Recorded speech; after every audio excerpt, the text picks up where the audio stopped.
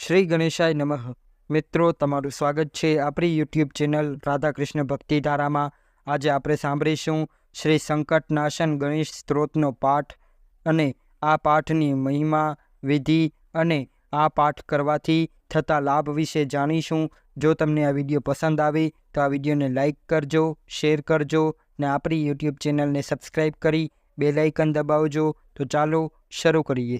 વિશેષ ઈચ્છા માટે સંકલ્પ કર્યા પછી જ આ પાઠ કરો.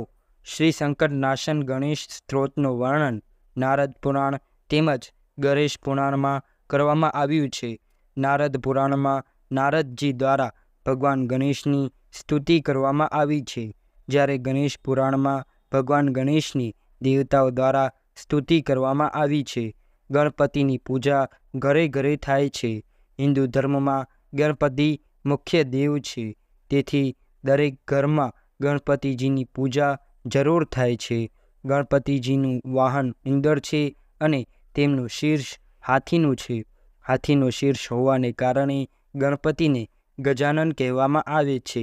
જ્યોતિષશાસ્ત્રમાં ગણપતિજીને કેતુના અધિપતિ દેવ માનવામાં આવે છે. કોઈ પણ કાર્ય કરતાં પહેલાં ગણપતિજીનું નામ સર્વપ્રથમ લેવામાં આવે છે. ગણપતિ આદિ દેવ ગણવામાં આવે છે. ભગવાન ગણપતિના ચરણ કમરના સ્મરણ માત્રથી જ સમગ્ર અંધકાર રૂપ અજ્ઞાન, દુઃખ, દર્દ, દરિદ્રતા નાશ થાય છે. ભગવાન ગણપતિને વિઘ્નહર્તા કહેવામાં આવે છે. શ્રી સંકટનાશન ગણેશ સ્ત્રોત પાઠની વિધિ.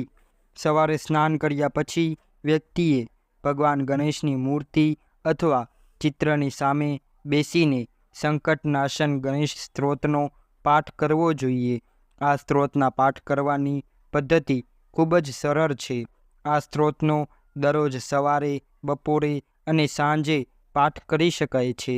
ભગવાન ગણપતિની કૃપા પ્રાપ્ત કરવા માટે, જીવનને આનંદમય બનાવવા માટે નારદ ભગવાન દ્વારા રચેલું સંકટનાશન પાઠ આજે આપણે કરીશું.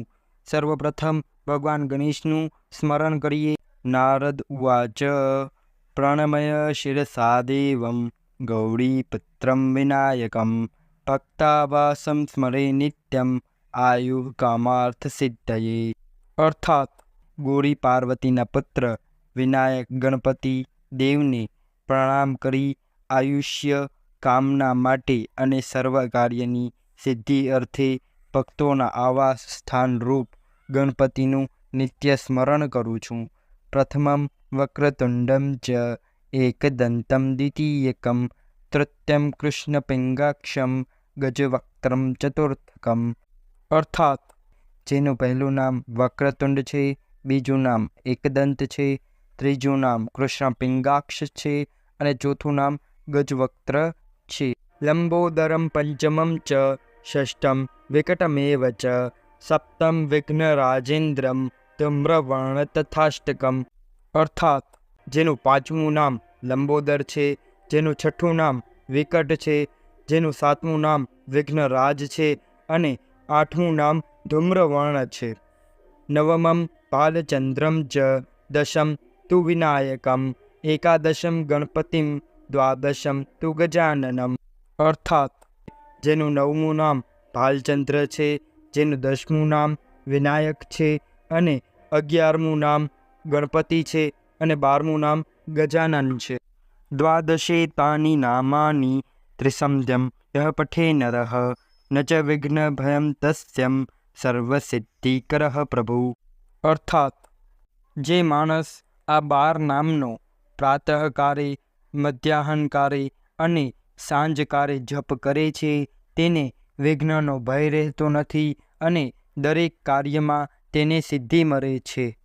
વિદ્યાર્થી લભતે વિદ્યામ ધનાર્થી લભતે ધનમ પુત્રાર્થી લભતે પુત્રાન મોક્ષાર્થી લભતે ગતિમ. અર્થાત વિદ્યાર્થી પાઠ કરે તો વિદ્યાને મેળવે છે, ધનની ઈચ્છાવાળો પાઠ કરે તો ધનને મેળવે છે, પુત્રની ઈચ્છાવાળો પાઠ કરે તો તે પુત્ર કે સંતાનને મેળવે છે અને અંતે મોક્ષની ઈચ્છાવાળો પાઠ કરે તો મોક્ષને મેળવે છે. જપેદ્ર ગણપતિ સ્ત્રોત્રમ ષડ્ભિર્માસેઃ ફલમ લભેત સંવત્સરેણ સિદ્ધિમ ચ લભતે નાત્ર સંશયઃ.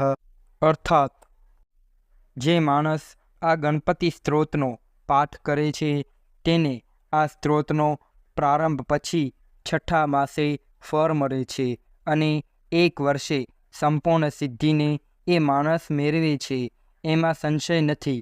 પરંતુ આ પાઠની શરૂઆત કર્યા પછી એક પણ દિવસ વચમાં ગાળો પડે નહીં, એનું ખાસ ધ્યાન રાખવું અને એમ થાય તો ફરીથી શરૂઆત કરવી જોઈએ. અષ્ટેભ્યો બ્રાહ્મણેભ્યશ્ચ લિખિત્વા યઃ સમર્પયેત તસ્ય વિદ્યા ભવેત સર્વા ગણેશસ્ય પ્રસાદતઃ.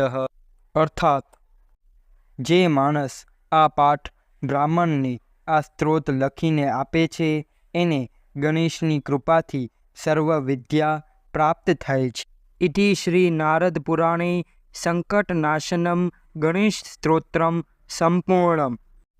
શ્રી સંકટનાશન ગણેશ સ્ત્રોતનો પાઠ કરવાથી થતા લાભ.